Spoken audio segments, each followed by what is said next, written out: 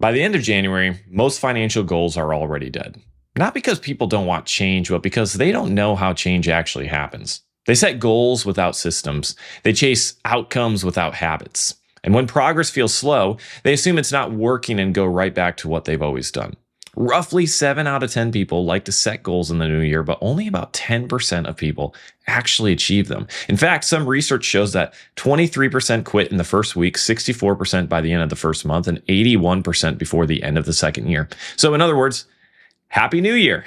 Here's the resolutions loop that typically takes place. I'll try. I failed. What's the point? Might as well.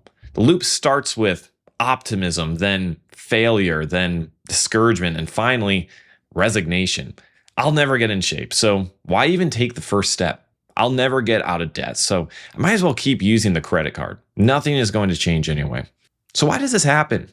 Why can goals be so difficult to achieve? I'm Trevor Cochran with Reverb Financial, and in this video, we are going to talk about systems that you can adapt now to help you reach your goals. A lot of what I'm going to discuss can be found in the book Atomic Habits by James Clear, so be sure to check that out. And after we discuss these systems, I'm going to end this video with potential financial goals for you to consider establishing this year. Let's get into it. There are 3 main reasons that our goals don't succeed. And by the way, I'm borrowing these reasons from my friend Brian Lovelace at Calvary Church, so thank you, Brian. The first reason that our goals don't succeed is because we focus on the what, but we don't understand the how. We often take time to establish our goals without ever taking time to establish a path to our goals. In his book, Atomic Habits, James Clear puts it this way: you do not rise to the level of your goals, you fall to the level of your systems. So if we don't have systems in place to reach our goals never had a chance to be reached in the first place. So what are these systems, you may ask? These systems are called habits. And to quote James Clear, your life today is essentially the sum of all your habits. If you aren't satisfied with the direction of your life or you aren't reaching your goals, analyze your habits. The second reason that we don't succeed with our goals is that we don't see progress fast enough. We have lost the art of patience in our supercharged, fast-paced world. If you want a burger, you can get one in 5 seconds at the drive-thru, or you can order one from your phone right now and have it delivered to you in like 20 minutes. That's how we want personal change to happen as well. We'd love to order up change and have it happen overnight, but it doesn't. James Clear points out that your outcomes are a lagging measure of your habits. That means that it takes time to see outcome, time that we don't seem to have the patience for. He also points out that we often dismiss small changes because they don't seem to matter very much in the moment. We are looking for small, imperceptible increases that compound over time. If you take your habits and add consistency over time to them, you are now more than likely on the trajectory to reach your goals. The final reason that our goals may not succeed is that our distorted identity sabotages our success. We love wrapping our identity in what we do, in our professions, in our accomplishments, and that isn't what we were created for. When we inevitably experience failure, which we will, we identify ourselves as failures, and we get stuck in the resolution loop. We identify ourselves with what we do instead of who we are. So, if you're going to break this resolution loop, you need to focus on what's true about you. Focus on who before do. Start with who goals instead of what goals. And that starts by asking yourself, who do I want to become? Because the goal isn't to read a book. It's to become a reader.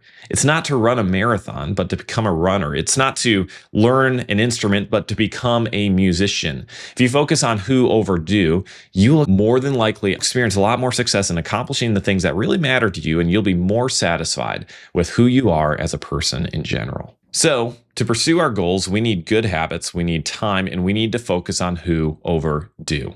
With that in mind, I talk a lot about finances. I work with a lot of people with their finances. So let's discuss what financial goals may be worthy of pursuing this year. In order to better understand your goals, you need to understand your values. A goal without a value is like a car without a driver. And I'm not talking about those special driverless cars like Waymos. No, like normal cars without drivers. So what are your values? I can't decide those for you, but here are 7 values that my family lives by to drive our personal finances. I won't spend a whole lot of time on them because the point is that you need to identify your own values when it comes to establishing your financial goals, but here they are.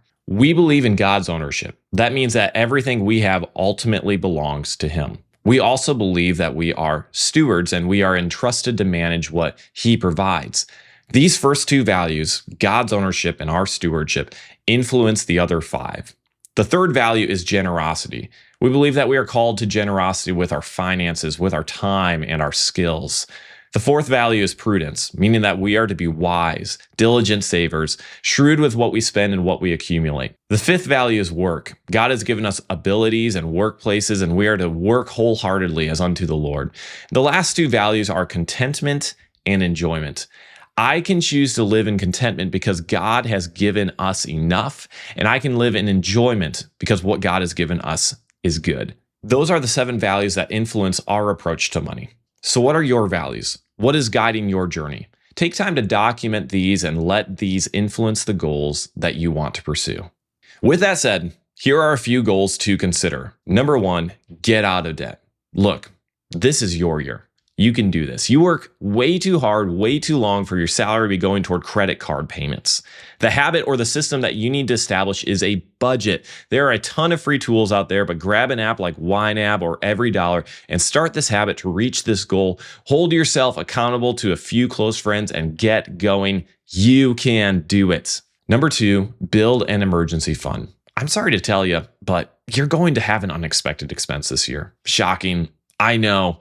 Don't put yourself in a position where you have to put that on the credit card. Establish the habit of budgeting, get out of debt, and build an emergency fund. Number 3, invest for the future. Start thinking long-term with your finances, not just this week or this month, and put in the work to know how much you ought to be investing for the future and where you ought to be investing in and what you ought to be investing in. And if that all seems complicated, work with a financial professional. Do your research, get someone in your corner to help you. Number 4, prepay future expenses.